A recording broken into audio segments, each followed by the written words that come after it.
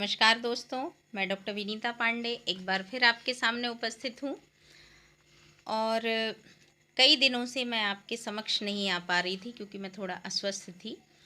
और आज हम बात करने वाले हैं आपका जो नवरात्रि चल रही है उसके विषय में। हम ये बात करने वाले हैं कि नवरात्रि का हमारे जीवन में क्या महत्व होता है और दुर्गा पूजा जो है वो किस तरह से हमें करनी चाहिए और उसका क्या महत्व है। माता दुर्गा की आराधना में कई बार बहुत सारे लोग जो हैं वो ये पूछते हैं कि किस प्रकार से करना चाहिए। कई लोग घट की स्थापना करते हैं, कई लोग कलश स्थापित करते हैं। तो किस तरह से और कई लोग केवल सादगी के साथ पूजा करते हैं। तो आज हम जानेंगे कि किस प्रकार से हम देवी दुर्गा की आराधना और नवरात्रि में कर सकते हैं। तो सबसे पहले तो हमें ये देखना होता है कि आपकी जो प्रथमा तिथि होती है उस तिथि का जो अभिजीत मुहूर्त होता है, जो उत्तम मुहूर्त होता है, उसमें हमको जो लोग कलश की स्थापना करते हैं, कई लोग जो हैं वो आम के पत्ते पर नारियल के साथ देवी का एक रूप बना करके और उसकी स्थापना करते हैं। कई लोग जो हैं वो अखंड ज्योति रखते हैं, लेकिन अखंड ज्योति जो होती है वो काफ़ी कठिन होती है क्योंकि उसके बहुत सारे नियम होते हैं। दीपक आपका बुझना नहीं चाहिए। दूसरी चीज़ ये भी होती है कि आप घर के बाहर कहीं ना जाएं, आपकी ज्योति जहाँ जल रही हो वहाँ पर किसी भी तरह के लोग ना आए। इसकी बहुत सारी चीज़ें होती हैं, तो हमें इन सभी का ध्यान रखते हुए अपनी पूजा को करना चाहिए। कई लोग बहुत सादगी के साथ पूजा करते हैं। कई लोग देवी दुर्गा की मान लीजिए उनके घर में यदि पीतल की मूर्ति है या चित्र लगा करके भी पूजा करते हैं। तो इस प्रकार से आप आपकी जैसी इच्छा हो आप आसानी से सात्विक पूजा कर सकते हैं। अब हम बात करते हैं कि उनके देवी दुर्गा के जो 9 रूप होते हैं वो 9 दिन का उनका पूरा महिमा होती है। तो ब्रह्मचारिणी से लेकर के महागौरी तक के जो 9 दिन होते हैं उसमें हम 9 दिनों में पूजा करते हैं। 9 दिन के अलग अलग भोग होते हैं, 9 दिन का अलग अलग श्रृंगार होता है और हर देवी की पूजा का एक अलग महत्व होता है। तो इस प्रकार से हम 9 देवियों का पाठ करते हैं। अब बहुत सारे लोग दुर्गा सप्तशती का पाठ करते हैं, बहुत सारे लोग दुर्गा चालीसा का पाठ करते हैं और बहुत सारे लोग जो हैं वो ओम दुन दुर्गाय नमः का जाप करते हैं। तो आप जिस भी रूप में चाहें देवी दुर्गा की आप प्रार्थना कर सकते हैं। तो अगर हम देखते हैं तो ये पाते हैं कि दुर्गा सप्तशती जो है उसमें संस्कृत में है और अभी तो उसका हिंदी संस्करण भी आ गया है। वैसे संस्कृत के बाद नीचे उसका हिंदी अनुवाद भी था। तो जो लोग यदि संस्कृत नहीं पढ़ पाते हैं तो वो हिंदी का भी अनुवाद पढ़ते थे और करते थे और उनको करना चाहिए। सबसे पहले जब हम दुर्गा सप्तशती का पाठ करते हैं तो उसमें एक आपकी सप्त श्लोक की दुर्गा दी हुई है। दुर्गाष्टोत्तर शतनामों स्रोत दिए गए हैं और पाठ विधि है जिसमें आपकी देवी का कवच है, अर्गला स्रोत है, कीलक है, वेदोक्तराक्ति सूत्र कहलाते हैं, तंत्रोक्तम राक्ति सूत्रम है और देवी अथर्वशीष का पाठ होता है, नवार्ण विधि होती है। तो इस तरह से जब ये सब आप पूरी कर लेते हैं उसके बाद आप दुर्गा सप्तशती के पाठ को आरंभ करते हैं।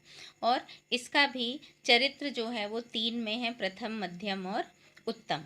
तो इस प्रकार से आप एक दिन में एक पाठ करते हैं, फिर दूसरे दिन में 2 पाठ करते हैं। इस तरह से दुर्गा सप्तशती का नियम है। आप उसको बहुत अच्छे से देखेंगे तो आपको ये सारी चीज़ें पता चल जाएंगी।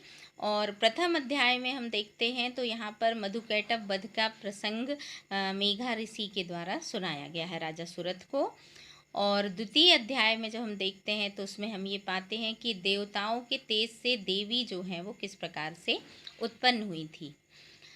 तृतीय और महिषासुर की सेना का उन्होंने जो है वो नाश किस प्रकार से किया था। तृतीय अध्याय में सेनापतियों के साथ महिषासुर का वध किया था और चतुर्थ अध्याय में इंद्रादिक देवताओं के द्वारा देवताओं की जो स्तुति की गई थी वो बताया गया है। पंचम अध्याय में देवताओं के द्वारा देवी की स्तुति चंडमुंड के मुख से अंबिका की जो प्रशंसा की गई है उस महिमा का वर्णन जो है वो पंचम अध्याय में आपको यहाँ पर देखने के लिए मिलता है। फिर आगे हम आते हैं छठवें अध्याय में, तो वहाँ धूम्र त्रिलोचन का वध बताया गया है। सप्तम अध्याय में चंड और मुंड का वध बताया है। अष्टम अध्याय में रक्तबीज का वध बताया है। नवम अध्याय में निशुंभ का वध है। दसम में शुंभ का वध है। और एकादश अध्याय में देवताओं के द्वारा देवी की जो स्तुति की गई है और उनको जो वरदान दिए थे देवी ने, उसके बारे में बताया गया है। फिर द्वादश में आपको देवी चरित्रों का महात्म्य बताया गया है। और त्रयोदश अध्याय में सुरथ और वैश्य को देवी का जो वरदान प्राप्त हुआ था उसके बारे में बताया गया। तो इस प्रकार से आपका ये जो है दुर्गा सप्तशती का पाठ वो संपूर्ण किया जाता है। और इसके बाद उपसंहार में आपको देवी सूक्त का पाठ, तंत्रोक्त देवी सूक्त का पाठ, प्राधानिक रहस्यम है, वैकृतिक रहस्य है, मूर्ति का रहस्य है, फिर क्षमा प्रार्थना है, आपकी दुर्गा मानस पूजा है। जो यदि पूरा पाठ नहीं कर पाते वो केवल दुर्गा मानस पूजा करते हैं। और दुर्गा द्वात्री सन्नाम शमाला कहलाती है वो, जिसमें दुर्गा के बहुत सारे नाम आपको बताए जाते हैं। और देव्य अपराध क्षमा प्रार्थना का स्रोत भी है, जो पढ़ना बहुत आवश्यक होता है। और सिद्ध कुंजिका स्रोत का पाठ भी दिया गया है, जिसमें आप यदि को पूरे पाठ को नहीं पढ़ पाते तो आप सिद्ध कुंजिका स्रोत को पढ़ करके देवी की पूजा का पूरा लाभ ले सकते हैं। और सप्तशती के कुछ सिद्ध और संपुट मंत्र भी दिए गए हैं। यदि आप किसी परेशानी में हैं, मान लीजिए आपका विवाह नहीं हो रहा है, आपको पैसों की समस्या है, नौकरी नहीं मिल रही है, घर में अशांति है, और बहुत भी तरह की आरोग्यता आपको चाहिए, तो इस तरह की समस्याओं को दूर करने के लिए आपकी दुर्गा सप्तशती में बहुत तरह के मंत्र बताए गए हैं। तो आप सभी इसको देखें और पढ़ें और माता दुर्गा की आराधना बहुत अच्छे से करें, उनकी स्थापना करें। आप आम का तोरण लगाइए। चूँकि कोरोना जैसी महामारी का काल चल रहा है, तो हम सभी को नीम के और आम के पत्ते अपने द्वार पर ज़रूर लगाना चाहिए। और उपवास आप अपने स्वास्थ्य के अनुसार रखें, जल और फल को ग्रहण करें। इस प्रकार से आप करें, देवी का भजन करें, मंत्र करें, अपने मन को अच्छा रखें, शीतलता रखें, घर को साफ सुथरा रखें, अपने मन मस्तिष्क को शांत रखें। इस प्रकार से हम नवरात्रि का त्यौहार बहुत अच्छे से मना सकते हैं। और मान लीजिए आप दुर्गा सप्तशती का पाठ नहीं करते पाते हैं, तो ओम दुन दुर्गाय नमः का जप जरूर करें।